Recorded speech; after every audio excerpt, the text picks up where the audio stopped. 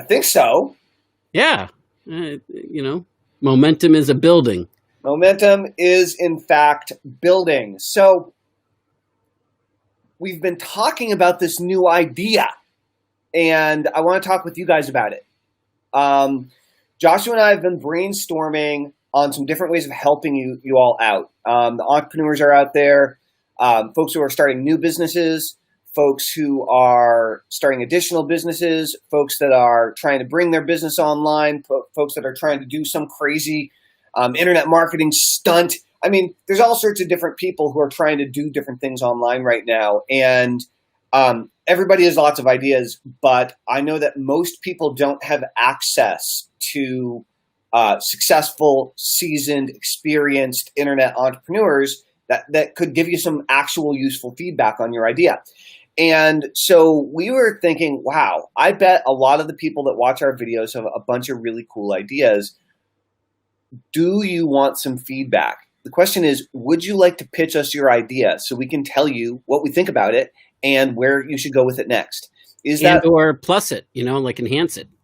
Or let you know where there's some holes with your plan and give you some opportunity to either solve those holes or even some possibilities of what you could do to solve them in order to really get your idea tighter and ready to bring to the market, right? And ready to launch.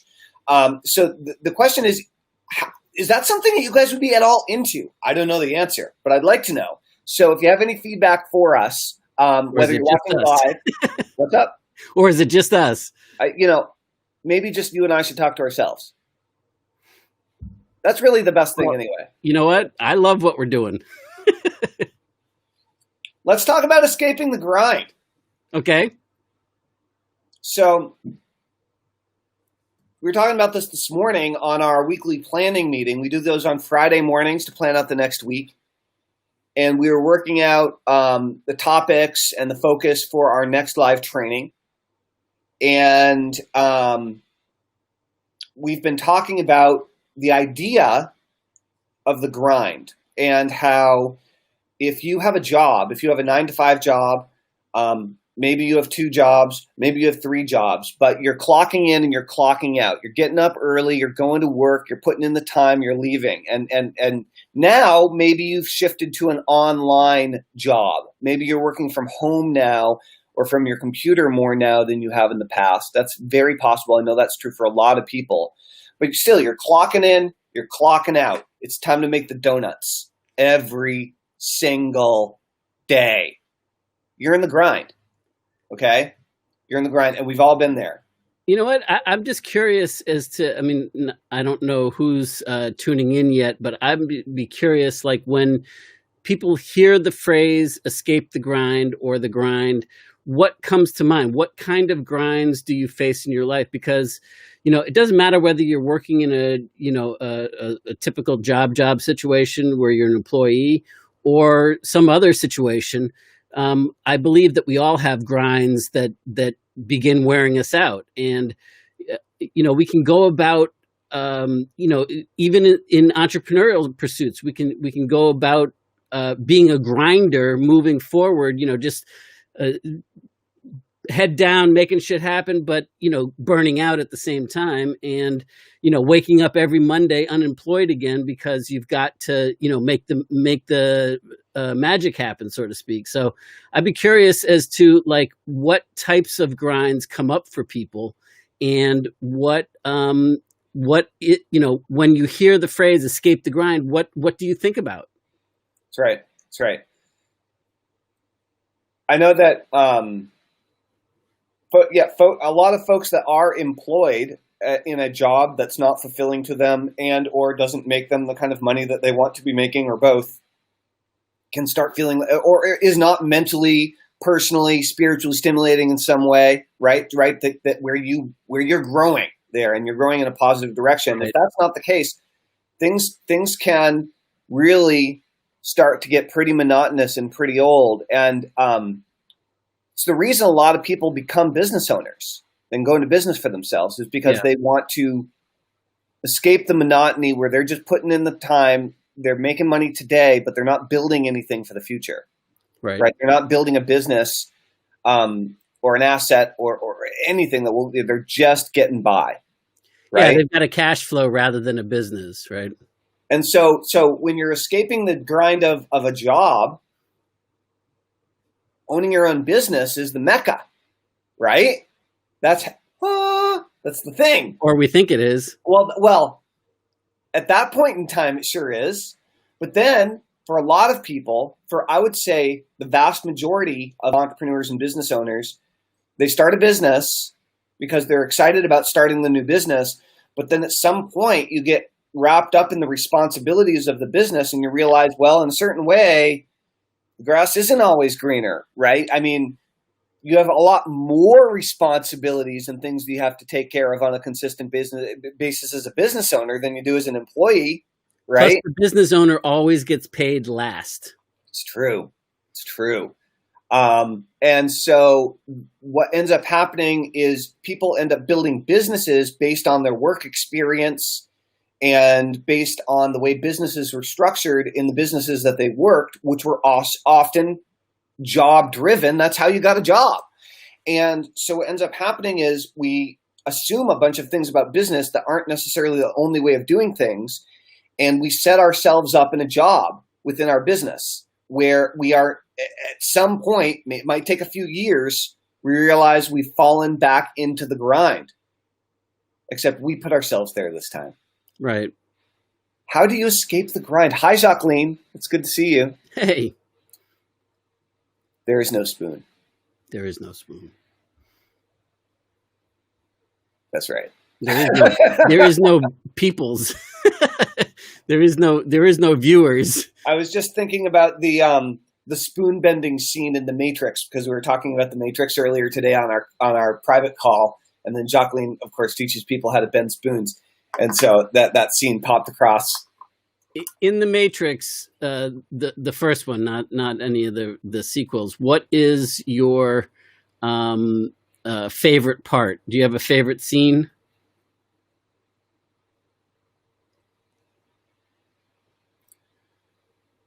I don't have a favorite scene. I love that whole movie. Yeah, I do too. The scene that I find like most like intriguing that was quite a mental shift for me, frankly, in life is the part where hey, Neo is fighting Morpheus. Morpheus is fighting Neo, and so everybody comes and runs and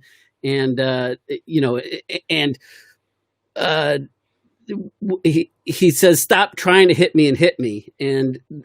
But he said, why was I able to defeat you, Neo? This is Morpheus talking. He said, "Well, you're faster than me.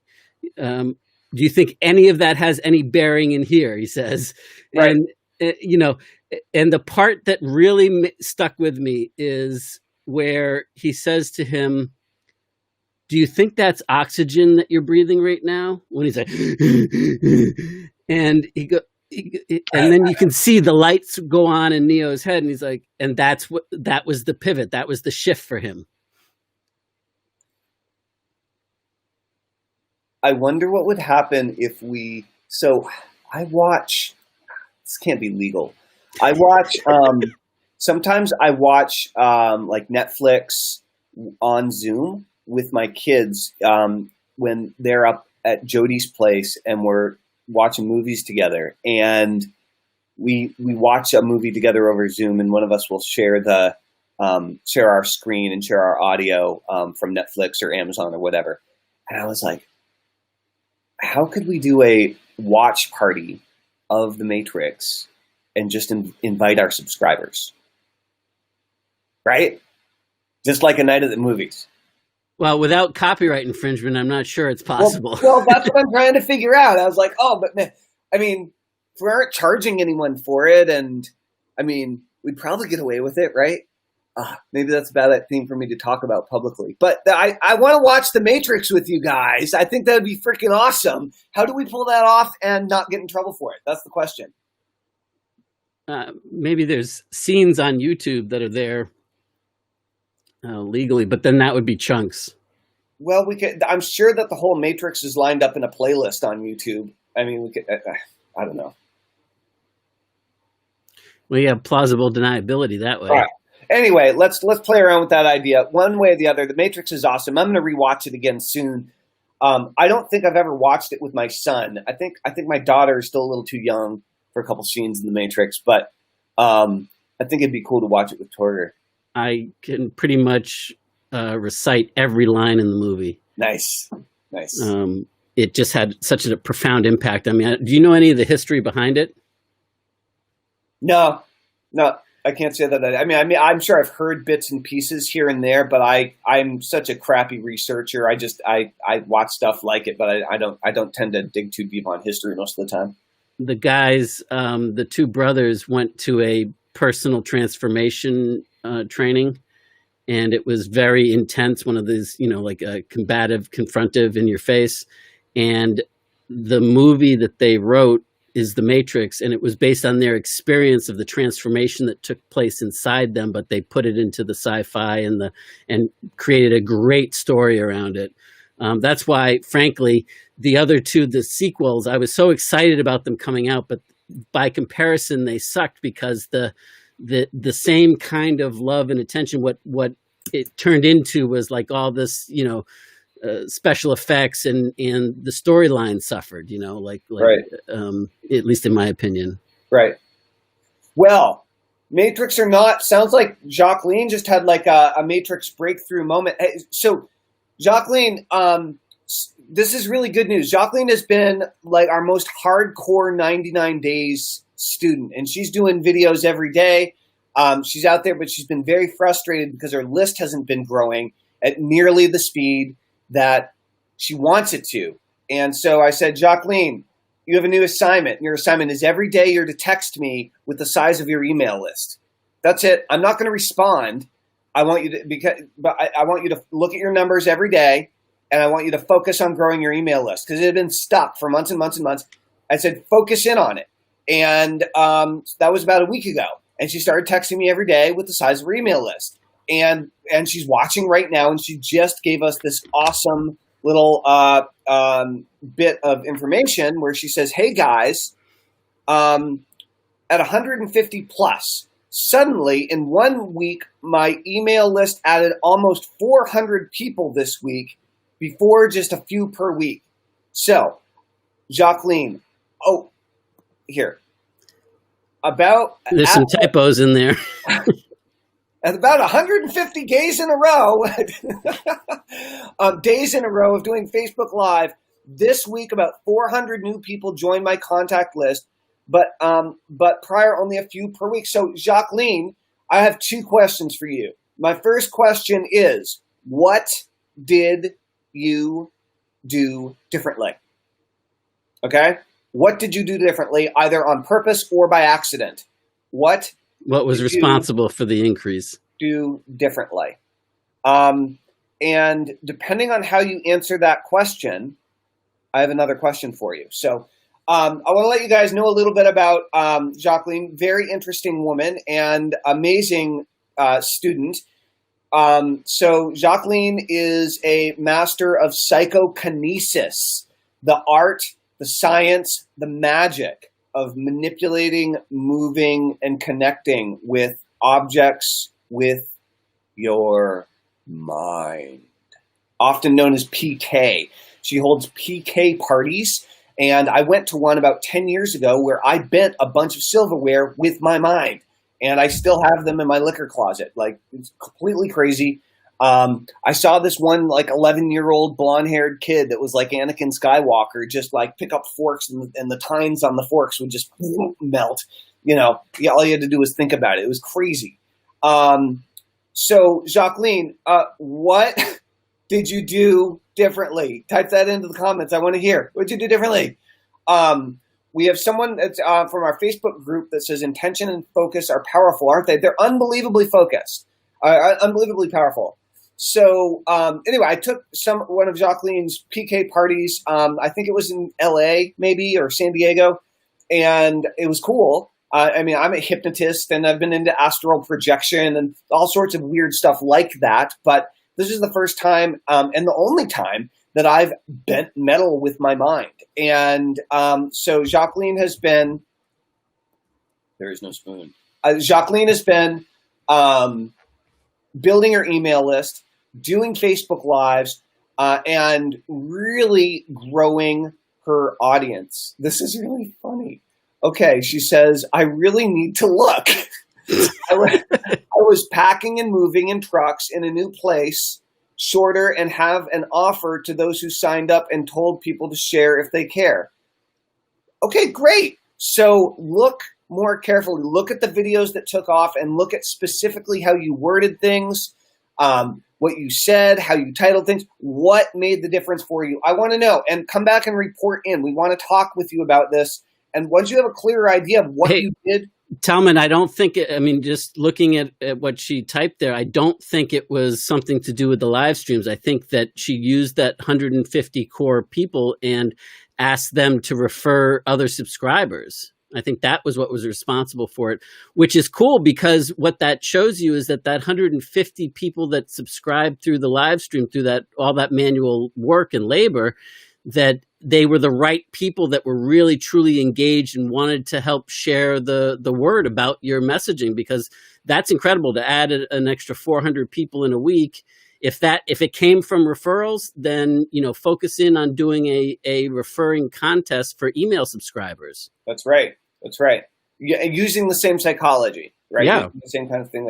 So that's great. One way or the other, it's really great, but I want you to really dig deep on look at your videos that took off. Look at either the different ways that you promoted them or the different ways that you titled them or the different things that you said and or did and how often, how you did it. Try to recreate more of that success and definitely keep reporting in. That's really, really, really good news. I'm glad you had a big breakthrough. And Jacqueline, I'll go look at your videos myself and see if I can tell anything that you did differently that really made them pop. So great. That's awesome. That's awesome. That is awesome. Cool. So apparently we're going to spend most of this live stream talking about spoon bending in the Matrix. She says, still unpacking and exhausted and sleep deprived. We'll look and report over the weekend, and I'll let you know next week.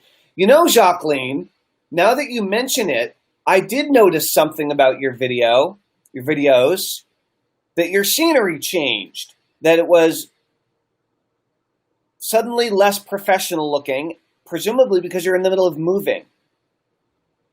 Now, I don't know if that's the thing, but just look at that. Consider changing up the scenery, changing up the situation, talking about what's going on in your life a little bit more. Maybe the aspects of you moving help to draw people in and connect people to you, right? So these are all things to look at and think about. But one way or the other, I'm very happy to hear that you are picking up steam and getting momentum and things are going in the right direction. Keep it rocking. That's awesome. Awesome. All right. I kind of feel like it's the end of the week. Yeah, it seems to be that way. All right. You know what? Here's what I'm going to say. If you guys want to get more awesome, type awesome into the comments and we'll send you something awesome. Sounds good. That's it. Just type awesome. Shoot me a private message. It says awesome. And I'll send you an awesome link to something awesome. Awesome? Sounds awesome to me. Awesome. All right. Have an awesome weekend, everybody. See you soon. Take care, guys.